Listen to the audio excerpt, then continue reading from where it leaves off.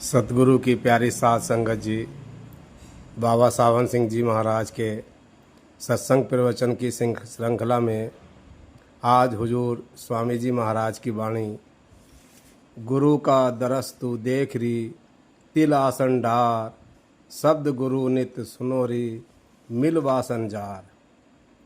पर बाबा सावन सिंह जी महाराज फरमाते हैं कि अगर समझ लें तो एक कड़ी ही काफ़ी है। हुजूर स्वामी जी महाराज पुकार पुकार कर कहते हैं कि अगर तुझे गुरु के दर्शन करने हैं तो वह तेरे अंदर बैठा है, वहाँ पहुँचो। तीसरे तिल में अर्थात 9 दरवाजे खाली करके तारामंडल, सूर्यमंडल, चंद्रमा मंडल पार करके आगे आओ। आगे सतगुरु खड़ा है, आगे उनके चरण हैं। जब तू वहाँ पहुँचेगा तो गुरु कहेंगे, यह जो घंटे की धुन आ रही है शब्द है, इसके साथ अपनी रूह जोड़ दे। शिष्य का पहला फर्ज है कि 9 दरवाजे खाली करके सूर्यमंडल, तारामंडल, चंद्रमा मंडल पार करके गुरु के चरणों तक पहुँचे, गुरु के दर्शन करे, अर्थात गुरु को प्रत्यक्ष करके उसके साथ बातें करें। अगर आप यह काम कर लें तो फिर गुरु हर वक्त साथ है। इंग्लैंड जाओ गुरु साथ है, अमेरिका जाओ गुरु साथ है, अर्थात जहाँ भी जाओ गुरु साथ है। रात को कमरा बंद है, गुरु सामने है। यहाँ बुद्धि विचार काम नहीं करते, बल्कि सच्चा प्यार, सच्ची मेहनत और हिम्मत वाले का काम है। इसलिए कहते हैं, अगर तू सच्चा प्यार लेकर गुरु के पास पहुँचेगा और उसके हुक्म के अनुसार शब्द धुन सुनेगा तो काम, क्रोध, आशा, मनसा सब जल जाएंगे। अगर गुरु के लफ्ज़ जो हजारों रुपयों से नहीं मिलते दिल में पड़ जाएं तो जिंदगी सुधर जाए। गुरु रूप सुहावन अति लगे, घट भान उजार, कमल खिलत सुख पावई, भोरा कर प्यार। जब हम गुरु के चरणों तक पहुँचेंगे वहाँ इतना प्रकाश और खुशी है कि जिसको पाकर हमारा इश्क और प्यार पूरा हो जाएगा। गुरु का वह शब्द स्वरूप अति सुंदर है, अति प्यारा और रोशन है। जिस तरह सूर्य आकाश में है, कमल पानी में होता है, लेकिन जब सूर्य की किरण कमल के फूल पर पड़ी वह खिल जाता है। चंद्रमा आकाश में है, कुमुदनी जल में है। जब चंद्रमा निकलता है कुमुदनी खिल जाती है। भंवरा कमल का आशिक है। जब रात को कमल का मुंह बंद होता है, भंवरा या तो सारी रात उसमें कैद रहता है या मर जाता है। इसी तरह रूह गुरु का निज रूप देखकर आशिक हो जाती है। इससे इधर पूरा प्यार नहीं आता। जब आप वहाँ पहुँच जाओ, फिर चाहे सारा ब्रह्मांड कहे कि गुरु ठग है, आप परवाह नहीं करेंगे। जिस तरह तुम्हारे पास घोड़ा खड़ा है, अगर सारी दुनिया कहे भैंस है, भैंस है, आप नहीं मानोगे।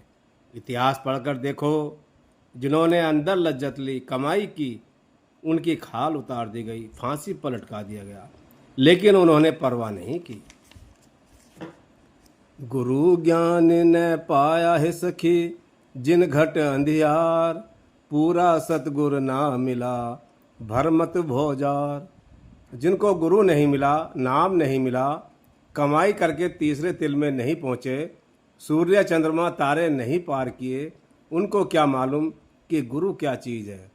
उनको न गुरु से प्यार है, न नाम के साथ प्यार है। उनको सद्गुरु की कदर नहीं। वह अंधे आए और अंधे चले गए। हजरत मोहम्मद साहब को मक्का से निकालकर मदीने भेज दिया। गुरु नानक साहब से चक्की पिसवाई, परंतु जो अंदर जाते हैं केवल उनको ही संतों की कदर है। तुलसीदास जी कहते हैं, श्री गुरुपद नख मण गण ज्योति, सिमरत दिव्य दृष्टि हिये होती। कि गुरु के पैर का एक नाखून करोड़ों सूर्य, करोड़ों मणियों से ज़्यादा रोशन है। अगर उसका वर्णन कर ले तो दिल को शांति आ जाती है। यही गुरु अंगद देव जी भी कहते हैं, जैसो चंदा ऊग पे सूरज चढ़े हजार, ऐते चानड़ हों दिया, गुरु बिन घोर अंधार। मगर यह किसका कहना है जो अंदर जाते हैं। जो अंदर ही नहीं गए उनको क्या मालूम। जो अंदर जाकर लज्जत लेते हैं वे गुरु को समझते हैं। बाहर अगर लोगों ने अच्छा कह दिया तो अच्छा मान लिया, अगर लोगों ने बुरा कह दिया तो बुरा मान लिया। अब कहते हैं जिनको पूरा गुरु नहीं मिला, पूरा रास्ता नहीं मिला, वे अंधे आए और अंधे चले गए।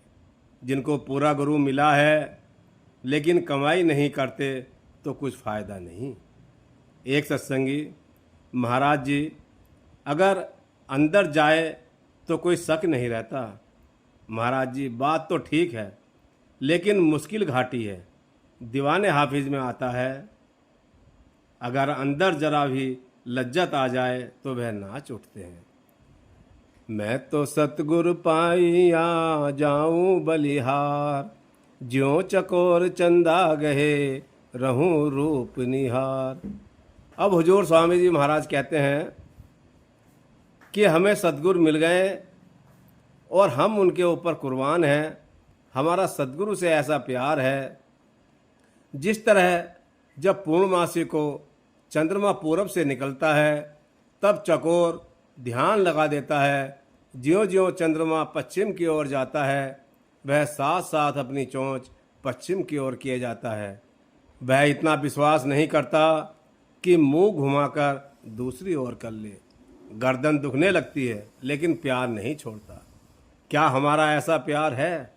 क्या हमारा चंद्रमा और चकोर वाला प्यार है? सतगुरु शब्द स्वरूप है रहे अर्श मझार, तू भी सूरत स्वरूप है रहो गुरु की लार। सतगुरु मनुष्य नहीं है। मनुष्य का शरीर तो उन्होंने हमारे समझाने के लिए धारण किया है। वे तो सचखंड में रहने वाले हैं, हमें उपदेश देने के लिए आते हैं। गुरु अर्जुन देव जी कहते हैं जन्म मरण दो में नाही, जन परोपकारी आए, जिया दान दे भक्ति लायन, हर्षियों लैन मिलाए। वे महात्मा जो सचखंड से आते हैं वे हमारी तरह जन्म मरण के कैदी नहीं होते बल्कि परमात्मा के भेजे हुए आते हैं। अब कहते हैं कि सद्गुरु का असली रूप क्या है? शब्द जो न कभी जन्मता है न कभी मरता है, न कभी आया न कभी गया। मनुष्य रूप तो हमारे समझाने के लिए धारण किया है। फिर कहते हैं तू भी मनुष्य नहीं, तू आत्मा है, सचखंड से आई है। अगर तू कमाई करके ऊपर चढ़े तुझे खबर हो जाए। जब हम स्थूल सूक्ष्म कारण तीनों पर्दे उतार कर ऊपर चढ़ेंगे हमारा अपना प्रकाश 12 सूर्य का हो जाएगा। कबीर साहब कहते हैं 12 उगबे सूर, अहनिस बाजे अनहद तूर।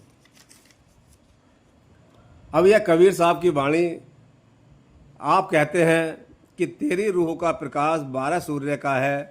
कब प्रकट होगा? जब तू तीनों पर्दे उतार देगा।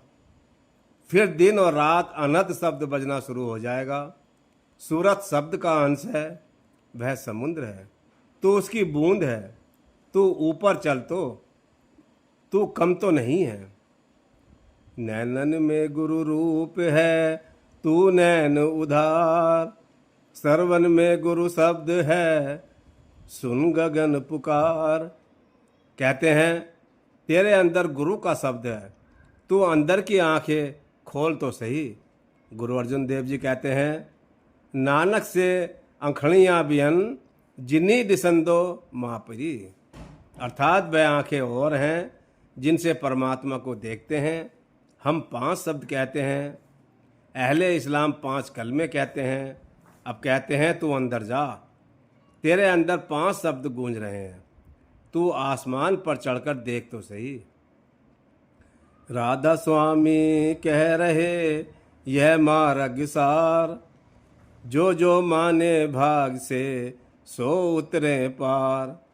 जो मुक्ति का रास्ता अन्य संतों ने कहा वही स्वामी जी महाराज कह रहे हैं, वही मजहब इस्लाम के फ़कीर कह रहे हैं, क्योंकि सच्चा रास्ता कुल आलम का एक ही है। मैं यह कहूँगा कि हमको मनुष्य जन्म भाग्य से मिला है। हमें नाम की कमाई करनी है। यही गुरु साहिब का कथन है, यही स्वामी जी महाराज कह रहे हैं। कुछ लोग कहते हैं कि हम ग्रंथ साहब की वाणी सुनेंगे, स्वामी जी महाराज को नहीं सुनेंगे। नहीं, हमें सब संतों के साथ प्यार करना चाहिए। गुरु नानक साहब की तालीम कुल आलम की है।